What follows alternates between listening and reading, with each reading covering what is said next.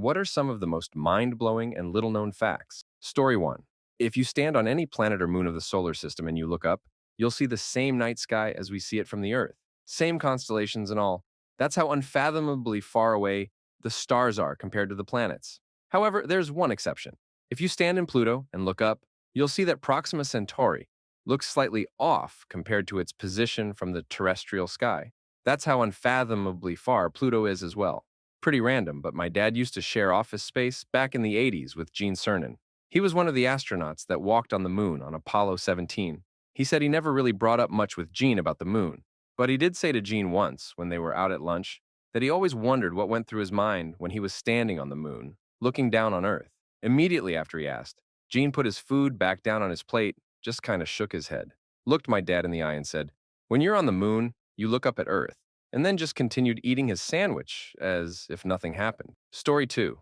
You always have more knowledge than you can put into words. Michael Polanyi. You can never fully articulate, for example, all of the knowledge that you rely on in order to ride a bicycle. There is always some remaining knowledge that you're leaving unspoken. Polanyi's book, Personal Knowledge, blew my mind. Basic physical skills aren't learned by way of words to begin with. You learn to walk by doing stuff with your legs and your sense of balance until it works right, not by having it explained to you. You learn to catch a ball by watching other people do it, then trying to do what they did, and eventually figure out how to coordinate your eyes and arms and legs to put your hand where the ball's going to be. An explanation in words of what the skill is wouldn't really help you acquire it. And most people can catch a ball before they can solve differential equations anyway. Story 3. Just how capable ancient humans were. At least 50,000 years ago, humans crossed about 60 miles of open ocean and colonized Australia. The timeline for colonizing America has been consistently pushed back. For tens of thousands of years, modern humans coexisted with other ancient hominids, essentially but not quite the same as us, but close enough to breed and produce viable, non-sterile offspring. I find it absolutely mind-blowing to think about 50 years ago we sent a machine with some rockets, a computer weaker than your current phone, and an antenna. That machine is now way over the orbit of Pluto and leaving the heliosphere. The Voyager program is the first form of solar system matter to be so far away from its home planet. And we did that 50 years ago. Story 4 experiments suggest that subconscious parts of our brain start sending signals to perform actions well before the conscious part of our brain makes the decision to do it. Sometimes it's a few microseconds earlier, sometimes it can be minutes, depending on what's being done and what prep is needed. The implication is that decisions are actually made at the subconscious level, and what we think of as the conscious process of making a decision may actually be more like justifying a decision. This is backed up by split brain experiments, where epileptics have had the two halves of their brains severed and unable to communicate. They'd put up a partition and hold up a sign asking one half to pick up a pencil. Then they'd ask the other half, which controls speech, why they did it, and they'd quickly come up with sometimes ludicrous rationales for why they did it. It seems our brains have built-in expert mechanisms to justify actions after the fact. Story 5. Plastic recycling was a lie made up by the oil industry to ease the public's conscience about pollution and sell more single-use plastics. They just made up the ad campaign and convinced city governments to put recycling bins out, but have never had an actual recycling program for plastics. It just gets shipped to another country or buried. I saw a great expose about this years ago. It also explained that the recycling symbol was designed to look like the triangle symbol on plastic. That triangle is not a sign that a plastic is recyclable. It's merely a way to identify the type of plastic. There are 7 types of commonly used plastics for packaging and consumer goods. Municipalities usually only recycle 1 or 2 types of plastic. The rest is usually thrown away. Story 6. Colors are subjective and cultural. There is a tribe in Polynesia that has the same color for blue and green. Let's call it grue. They see the difference as shades of the same color, for example, sea grue and tree grue. In Danish, there is no word for pink or orange. They call it light violet or reddish brown, for example. The color terms are culturally determined, but the colors themselves aren't necessarily subjective. If you look cross-culturally, color terms even arise in a fairly set sequence. If a culture, or perhaps language is more accurate, has terms for only 2 colors, they're almost always black and white. Next comes red. The blue and green confusion is pretty common, actually.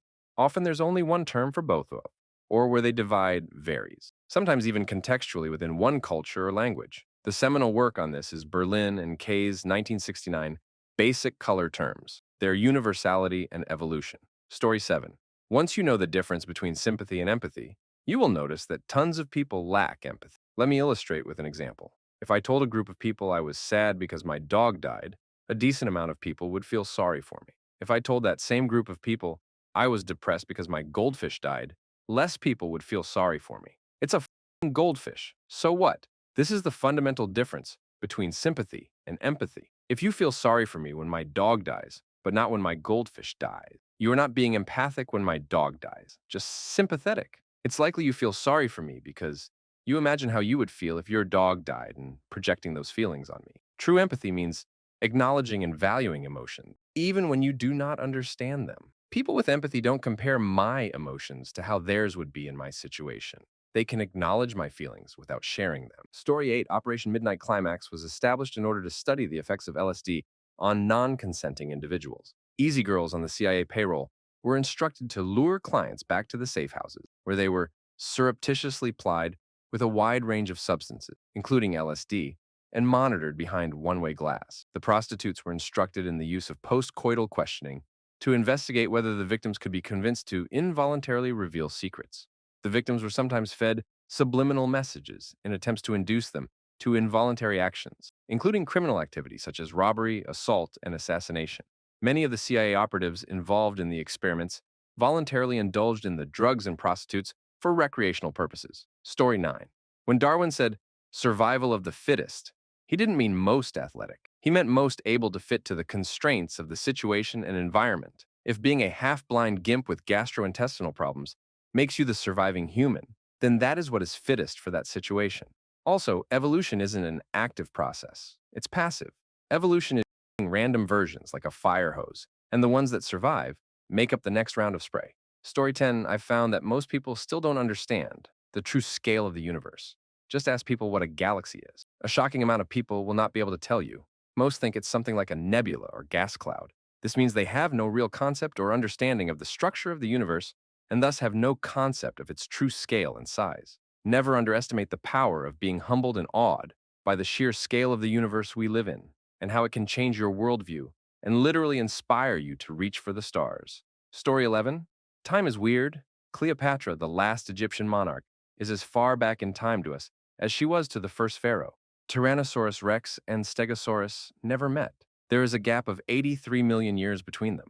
That is more time than the 66 million years between T-Rex and humans. The gap between the Wright brothers' first flight and the first moon landing was just 66 years. 1969, the same year the internet was born and Woodstock happened. Story 12. Countries are totally made up by humans. They have no bearing on landscape, natural features, or animals. The Grand Canyon, to me, a Brit, is so mind-bogglingly big I just can't understand its size without seeing it in person. Then when you think, the sun is mind-bogglingly big compared to Earth, the fact that our sun is pretty tiny for a star makes you feel like, not even like a flea on the back of a rat, on the back of a cat, on the back of a cow. The moon is slowing down the rotation of the Earth, making days longer. The moon is also getting further away from us. Story 13. Ignaz Semmelweis, the father of hand hygiene and infection control. Long story short, he was an obstetrician in the mid-1800s. At the time, there was a high rate of babies' mothers dying in birth. He and other doctors would take them from delivery to the morgue to perform autopsies back and forth all day. For a while, they couldn't figure out what was actually causing these deaths. They thought it was some kind of miasma, epidemicity, or the will of Providence. Apart from bloodletting, there was no cure. Semmelweis made the connections and the idea of death particles, aka the beautiful start of germ theory, and enforced hand-washing between procedures. In just 1 year, there was a major decrease in maternal mortality. His work was not appreciated at his time. Unfortunately, a lot of professionals thought he was crazy for coming up with such an idea. He could not tolerate the criticism and suffered regularly from depression, paranoia, rage, and forgetfulness. He spent his final years in a mental asylum and died in 1865. This man changed the world. Story 14. The suburban population of the United States makes up more than 50% of the total, somewhere between 52 and 56%, according to various measures, and growing relatively speaking. That alone explains a lot of U.S. politics, because it's based on a suburban understanding of the world. It's a huge part of the pushback of urban city growth. The suburbanites can't see themselves riding a bus or a bike and never could. They see those as a diminishing value of things they hold dear, like easy access to the city core, whereas those of us who live in the urban core want these things as higher quality of life and find that the cars limit growth. The suburbs see the city as the place where you have to house the undesirables because they could never imagine a homeless person making it in their suburb. Simultaneously, plenty of homeless come from the suburbs to the city, since that's where they're from, and the suburbs are so hostile. Editors of the local news live in the suburbs and take on those views while being so out of touch with the actual city population and city culture.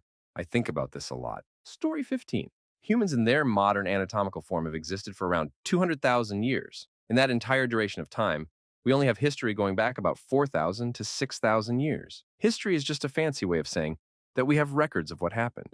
We only have a slight recollection of what happened for 2% of our history as a species in some specific regions alone. The other 98% of human history is full of innumerable lives lived, stories never told, possibly even the rise and fall of countless civilizations that were unfortunately built from materials long since decomposed and vanished. Story 16. Not mind-blowing to most, but every generation will generally take the moral and social norms of the previous generation and make adjustments until they feel that they have the perfect set of values. As such, the whole of humanity is a long parade of people, feeling that everyone who came before them is an immoral dinosaur, while everyone who comes after them is a stupid dum-dum who is trying to change a perfectly good system just for the sake of it. I don't remember where I heard it first, but someone put it quite aptly. The young people of the world do deserve recognition for being the most progressive generation in history, but they need to understand that every other generation was also once the most progressive generation in history, and one day future generations will look at them and scoff at how outdated they are. There's nothing unique about the young generation being more progressive than the previous. An additional comment would be to recognize that the definition of progressive also changes over time. At one point, it was considered quite progressive to ban bisexual orgies and encourage everyone to read the Bible instead. Story 17. The gene pool and chromosomes. When humans reproduce and share gene pools, trillions of different combinations are created. So at conception, there are over 64 trillion variations of you. What you inherit or not is completely random and unique. You are 1 in 64 trillion. I think it's also interesting that because inheritance is random and vast, it is possible to have a distant blood relative in whom you inherit no DNA at all. So DNA tests will not link you, but yet they actually are your ancestor. Story 18. Between 1% and 2% of all human beings ever to die on Earth, between 1 and 2 billion of the estimated 100 billion humans who have died so far, were victims of infanticide. And this figure does not count abortions or induced miscarriages. The rate of infanticide, almost always a mother murdering her newborn baby, is supposed to be between 15% and 50% of all live births in almost every known culture ever examined. I think like 3 cultures didn't approve prior to 300 AD. Christianity banned it in the Western world, only forcing it into the shadows, though it remained so universally common until 1700 AD that dead discarded infants were a very common sight in city districts, particularly close to low-income prostitution districts. Women regularly threw their infants into gutters or latrines. This also means that women may have collectively committed just as many or even more homicides than men in human history. Story 19. Emotions and intuition are probably better called fast thoughts. They make quick, dirty, fast evaluations of the world around us, even before we notice it, in a heuristic manner. The information then gets handed over to the control center that is consciousness, which then reevaluates it more slowly. Thing is, though, this pre-consciousness thinking can be trained. Think elite sports players or people who are very talented at certain skills. They'll often say things like, they did it without thinking, or it just felt right. Perhaps another way to look at it would be they engaged their rapid thinking before it even had the time to hit consciousness. Note, though, whilst this is incredibly useful, sometimes we do need to think slow, because there are things in this world that are counterintuitive, and also the fast thinking by nature is engaging heuristics, which can come with assumptions, and when pertaining to other humans, prejudice. Story 20. The Law of Accelerating Returns, March 7th, 2001 by Ray Kurzweil. An analysis of the history of technology shows that technological change is exponential, contrary to the common sense intuitive linear view. So we won't experience 100 years of progress in the 21st century. It will be more like 20,000 years of progress at today's rate. The returns, such as chip speed and cost effectiveness, also increase exponentially. There's even exponential growth in the rate of exponential growth. Within a few decades, machine intelligence will surpass human intelligence. leading to the singularity. Technological change so rapid and profound, it represents a rupture in the fabric of human history. The implications include the merger of biological and non-biological intelligence, immortal software-based humans, and ultra-high levels of intelligence that expand outward in the universe at the speed of light. Story 21. The physics nerds in the know about this sort of thing don't really know how or why bicycles will always recenter and correct themselves to stay upright. It's a mystery since the original dandy horse was first invented. They thought they had it sussed for a while, something called trail and or the steering of the user. But then some other nerds proved that not to be the answer by removing those variables and found the bike would still rebalance itself, so that was that. Then someone else suggested gyroscopic force was the answer, and everyone declared him to be the guy that totally figured it out. And he was right. Magnificent bastard. Except then some other nerds decided to remove the gyroscope part to see what effect it had on the bicycle. And what do you know? The damn bike still kept trying to recenter. I think the current agreement now is that it is a combination of all the forces. But that doesn't make sense to me because it still tried to recover without those variables at all in their experiments. So this seems like not really an answer. Seems like they've thrown their hands up and looked at each other and said, well, if it's not those things, knows how they're doing it. Story 22. Don't know the exact details, but during the Cold War, German, I think, forces were discovering how nuclear energy could be used for weaponry, and on the brink of one of the most evolutionary discoveries were shut down due to budget. The discovery they almost stumbled upon was the nuclear bomb. Also, a little town in Wyoming called Glen Rock has a road called Tank Farm Road that travels past a power plant. On that, you'll find dozens of pads built and abandoned by tanks there once was. Well, the US sold the steel from those tanks to Japan, who then used it to build the airplanes that bombed Pearl Harbor. Very little known fact. Even by people who are lifelong residents of that town. Those were both stories I was told, and although I stated facts, they are loosely based. Story 23, the Mortanian undersea slide complex. While the referenced article attempts to explain this geological formation as resulting from various factors, including the accumulation of reverse transport mechanisms, it also factors in earthquakes associated with nearby Cape Verde Islands. Now let's just assume, for the sake of argument, that 1. The characters in Plato's Timaeus and Critias were real people who said more or less what Plato wrote that they said in meetings leading up to the Athenian classical era. And 2, what these characters said was grounded in historical events that took place about when they said they took place, as they asserted more than once in recounting the story. Story 24. Did you know that there are more trees on Earth than there are stars in the Milky Way? It's true. And get this. The Great Wall of China is not actually visible from space, despite what you may have heard. But here's a real mind-blower. Honey never spoils. Archaeologists have found pots of honey in ancient Egyptian tombs that are over 3,000 years old and still perfectly edible. And speaking of ancient history, Cleopatra lived closer in time to the moon landing than to the construction of the Great Pyramid of Giza. Wrap your head around that one. Oh, and here's a little kicker. There are more possible iterations of a game of chess than there are atoms in the observable universe. So next time you sit down for a game, remember, you're tapping into an almost infinite realm of possibilities. Mind blown yet. Story 25. The pistol shrimp snaps its claw so fast that it fires a bubble bullet at over 60 miles per hour, creating a 218 decibel shockwave as the bubble bursts. As the bubble bursts, it creates sonoluminescence, which is the emission of a short burst of light from bubbles imploding in a liquid excited by sound. This emission reaches temperatures of 8,000 degrees Fahrenheit, as hot as the surface of the sun. A mantis shrimp has special fast twitch muscles that allow it to throw a punch with its claws. The punch has the acceleration of a .22 caliber bullet, 50 times faster than a human eye can blink. Underwater, the low-pressure bubble, left in the wake of the punch, creates a zone of sonoluminescence that can reach 8,000 degrees Fahrenheit. Story 26. This keeps getting buried, but here goes. In order to train soldiers in the event of the United States of America being invaded by a hostile nation, the military uses the zombie apocalypse as a stand-in. They even have a list of different types of zombies. It's called CONPLAN, 8,888. Even FEMA has a plan for the zombie apocalypse, but likely it's used as a stand-in just in case of the country being invaded. Why do you ask? If such military practices leaked, it wouldn't accidentally cause a war with a random nation. Story 27.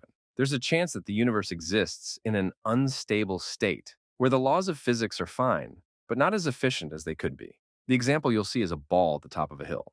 It's probably fine up there, but if something came along and hit it, it would roll down the hill to the next lowest, flattest point. It is possible that something could change at the quantum level that puts existence into a more energy-stable state, after which the laws of physics and everything we know will change. This will cause the entirety of existence to be altered in unfathomable ways. But the most likely result for us is that everything about us will cease to exist. It's called false vacuum decay, and it's hilariously, unavoidably terrifying, even if it's unlikely. Story 28. On August 6, 1945, a man named Tsutomu Yamaguchi was getting off a train in Hiroshima, Japan, when the US dropped the atomic bomb. He was about 2 miles away from ground zero, and he survived the blast with little injury. He was sent to the hospital for his injuries, but like the strong people the Japanese are, he signed himself out of the hospital after a few days and decided he was going to return home so he could go to work. So on August 9th, he boarded another train and returned home to Nagasaki, Japan, where he was hit with the second atomic bomb.